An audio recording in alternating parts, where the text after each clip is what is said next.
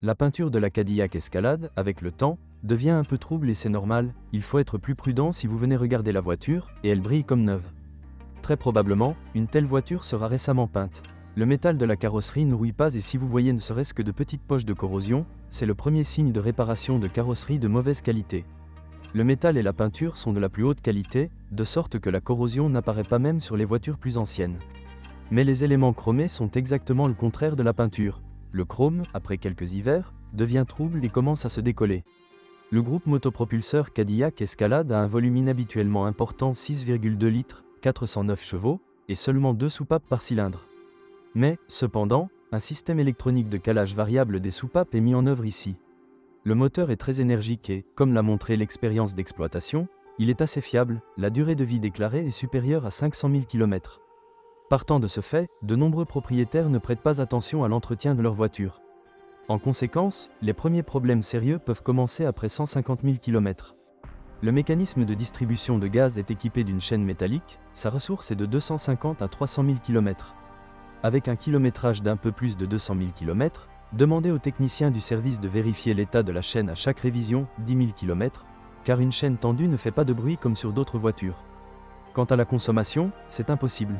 Découvrez la vérité ici, puisque tout dépend du style de conduite. Si vous appuyez bien sur la gâchette, la consommation peut être de 34 litres au 100 km, avec un fonctionnement silencieux de 17 à 24 litres au 100 km.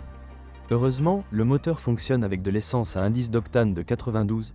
Si vous n'avez pas assez de puissance, vous pouvez reflasher l'unité de commande du moteur et de la boîte de vitesse, mais après cela, vous n'aurez qu'à faire le plein avec de l'essence à indice d'octane de 95. Une fois par an, il est nécessaire de nettoyer les radiateurs. Le rinçage avec un nettoyeur haute pression ne donne pas l'effet souhaité. Si cela n'est pas fait, le moteur commencera à surchauffer, ce qui entraînera de graves dommages au moteur. Ce moteur a un problème courant avec la rupture des boulons de montage du collecteur d'échappement, qui sont au nombre de 2, un de chaque côté. Souvent la tête se brise et le boulon reste dans le filetage. Et si une telle panne n'est pas constatée à temps, alors, avec le temps, la température entraînera le changement du collecteur d'échappement et il faudra le remplacer, à partir de 2000 $ américains comme la plupart des voitures destinées au marché américain. La Cadillac Escalade est équipée d'une seule boîte de vitesse et de cette transmission automatique à 6 rapports. Comme l'a montré l'expérience d'exploitation, de graves problèmes avec la boîte de vitesse ne surviennent que si l'huile qu'elle contient est rarement changée.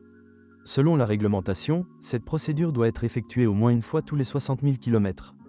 Le système de transmission intégrale ne suscite pas non plus de plaintes concernant la fiabilité, mais ses caractéristiques de performance peuvent être une réelle déception pour beaucoup. Malgré le fait que la voiture soit équipée d'une transmission intégrale permanente, elle ne dispose pas de verrouillage forcé rigide du différentiel arrière transversal. En conséquence, la transmission intégrale n'est bonne que pour les conditions urbaines, mais si vous roulez même dans de la boue fine, sans parler des conditions tout-terrain sérieuses, vous devrez alors utiliser les services d'un tracteur à l'avant, le Cadillac Escalade dispose d'une suspension indépendante de type McPherson avec barre anti-roulis. À l'arrière se trouvent des bras oscillants, un essieu continu et un stabilisateur. La suspension provoque des sensations contradictoires. D'une part, elle est assez bruyante, on ressent toutes les irrégularités, et en même temps roule. De ce fait, la voiture se comporte sur la route comme un navire. Les principaux problèmes de suspension sont liés à de mauvaises conditions de fonctionnement, à un mauvais entretien, vidange de l'huile des essieux et de la boîte de transfert, et à des réparations. Il est recommandé d'entretenir l'accouplement de l'arbre de direction environ une fois tous les 2 entretiens. Il est télescopique et avec le temps, son lubrifiant perd ses propriétés.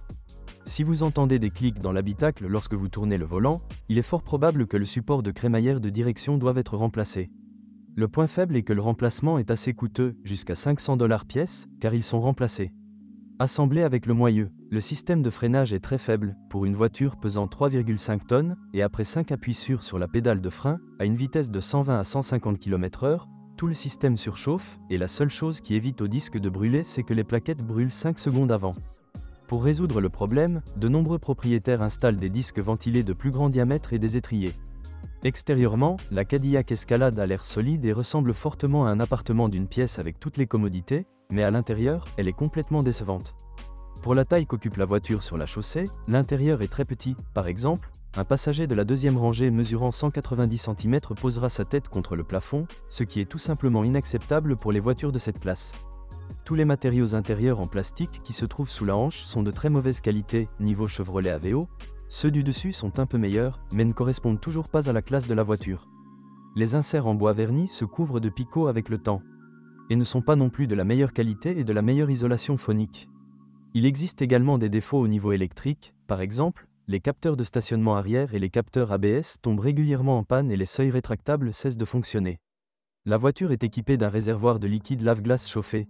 Sur de nombreux forums, il est recommandé de désactiver immédiatement cette option, car cela entraîne très souvent un incendie dans le tableau de bord. De plus, il n'est pas recommandé de connecter des appareils électriques, compresseurs, supports, via l'allume-cigare, le fait est que le câblage est très faible et commence à fondre sous charge. Si vous êtes propriétaire de ce modèle de voiture, veuillez décrire les problèmes que vous avez rencontrés lors de l'utilisation de la voiture.